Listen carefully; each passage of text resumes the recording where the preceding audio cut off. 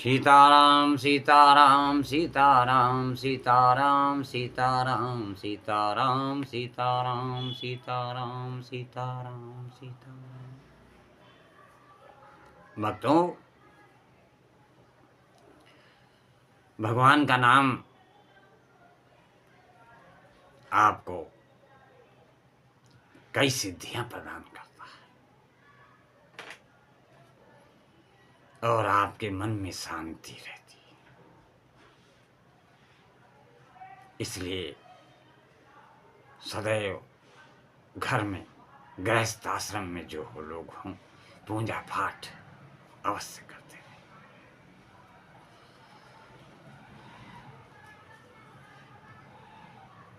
जगत कल्याण के लिए सदैव भ्रमण करते रहने वाले देवर्षि नारद की स्थिति कुछ दिनों से अत्यंत विचित्र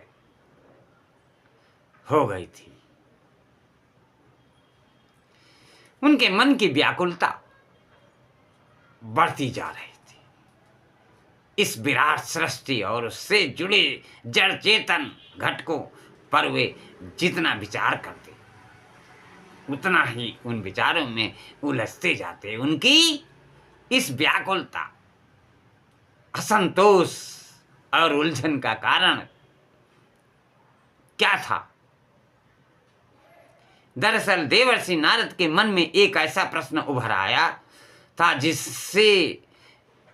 जिसने उन्हें उलझन में डाल दिया था। पर वह प्रश्न था क्या? प्रश्न था, इस विराट सृष्टि में सबसे बड़ा व सबसे महान कौन है? प्रश्न अत्यंत गंभीर, विचारणीय और महत्वपूर्ण था। वे इस प्रश्न का उत्तर पाने को व्याकुल थे एवं चिंतन मनन करने में लगे थे, पर इस प्रश्न का कोई उत्तर उन्हें मिल नहीं पा रहा। अतः उस प्रश्न का उत्तर पाने को वे कोलाहल से दूर किसी एकांत स्थान की ओर तत्व साधना के लिए चल पड़े। एकांत में तत्व साधना करते रहने के कारण उनका लोकांतरों में आवागमन भी रुक गया। समय समय पर अन्य लोगों के समाचार जो उनके माध्यम से मिलते रहते थे, वे मिलने बंद हो गए। यह सूचना भगवान विष्णु को भी मिली। भगवान विष्णु ने अपने एक दूत को नारद जी को ढूंढने तथा उनके साथ लेकर आने के लिए भेजा। दूत ने अपनी अंतर्दृष्टि से देखा कि देवर्षि नारद विष्णुलोक से दूर एक निर्जन एकांत क्षेत्र में तप साधना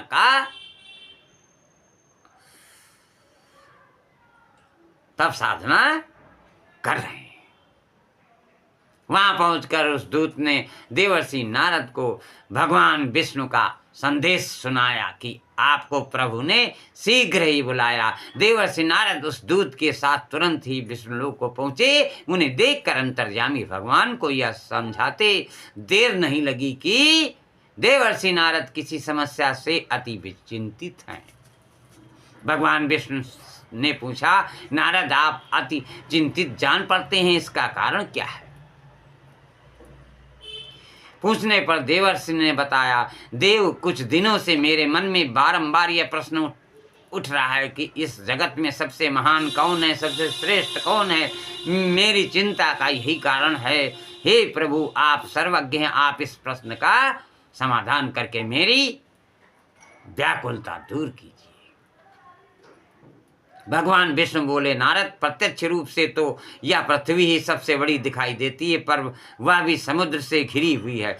अतएव पृथ्वी भी बड़ी नहीं है। रही बात समुद्र की, तो उसे भी अपनी तप शक्ति से एक बार अगस्त्य मुनि पी गए थे। अतः समुद्र भी बड़ा कैसे हो सकता है?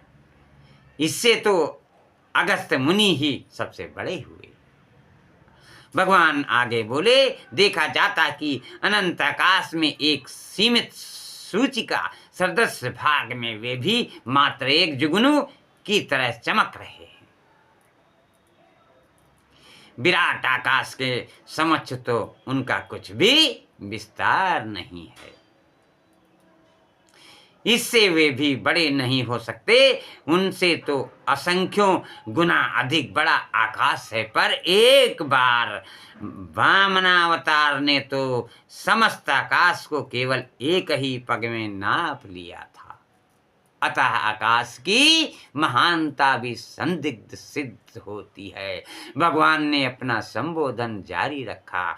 वह बोले, आकाश की तुलना में तो वामनावतार की सामर्थ्य अधिक जान पड़ती है, परंतु उन वामनावतार का अंगुष्ठ मात्र स्वरूप हर मनुष्य के अंतकरण में आत्मा के रूप में विद्यमान है, और जिसमें स्वयं ईश्वरी सत्ता बीज रूप में मौजूद है, उससे बढ़कर महान और कौन हो सकता है। बीज को विकसित करके आत्मा परमात्मा की स्थिति में पहुंच सकती है, और मनुष्य के अंतकरण में स्थित वह आत्मा उन सभी विशेषताओं से सुसंपन्न है,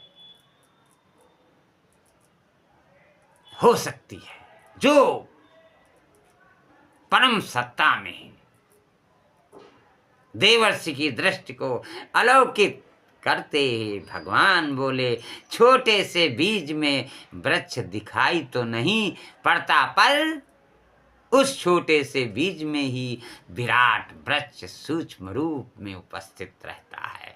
और जब उस बीज को अनुकूल जलवायु प्राप्त होती है, तब उस बीज से ही अंकुर के रूप में उस विराट वृक्ष के प्रकटीकरण की प्रक्रिया प्रारंभ हो जाती है।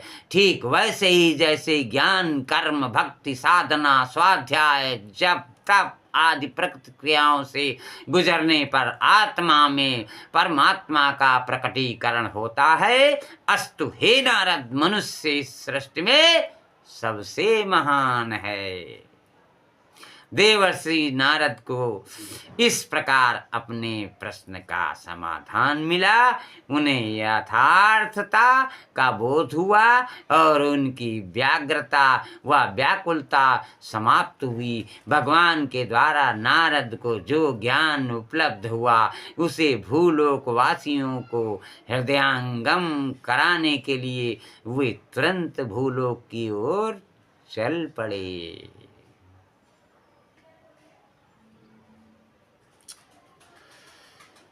एक बार की बात है, भिक्षु विनायक को प्रवचन करने की आदत पड़ गई।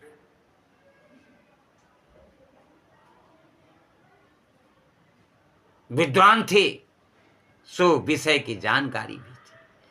अतः सड़क पर खड़े होकर लोगों को पकड़ते और उन्हें भांति भांति के विषयों पर प्रवचन दिया करते। लोग त्रस्त होने लगे। कुछ ने तथागत से उनके व्यवहार की शिकायत की। तथागत ने विनायक को मिलने बुलाया और उनसे पूछा, भंते, यदि कोई मार्ग पर खड़ा होकर गायें गिनने लगे तो क्या वो उनका स्वामी बन जाएगा? विनायक ने उत्तर दिया, नहीं भगवान। तथागत आगे बोले, पुत्र, प्रवचन सदा ही दूसरे के वचन हैं। एकत्रित की हुई जानकारियां सूचना मात्र होती हैं। ज्ञान नहीं, अनुभव से निकला हुआ ज्ञान स्वयं को प्रकाशित करता है और जगत को अलौकिक। तुम पहले स्वयं को प्रकाशित करो, फिर ज्ञान स्वयं ही तुम्हारे माध्यम से प्रवाहित होने लगेगा। इसलिए आप ज्ञानवान होइए, भक्तिवान होइए। भक्ति पूर्वक प्रभु का ध्यान जप करते रहेंगे तो आपका ज्ञान नेत्र स्वयं खुल जाएगा। प्रवचनकारी प्रदर्शनकारी प्रदर्शन करते रहते हैं, प्रवचनकारी प्रवचन करते रहते हैं, लेकिन आपकी अंतरात्मा से जो ज्ञान आपको प्राप्त होगा वो अद्भुत है। अलौकिक है। इसलिए स्वस्थ रहिए, मस्त रहिए। और आप लोगों को मैंने बता दिया कि प्रभु ने भी कहा है कि इस पृथ्वी पर मनुष्य से बढ़कर बड़ा कोई नहीं। बड़े भाग्य मानुष तनु पावा, सुर दुर्लभ सब ग्रंथ निगावा। इसी के साथ सीताराम सीताराम सीताराम सीताराम सीताराम।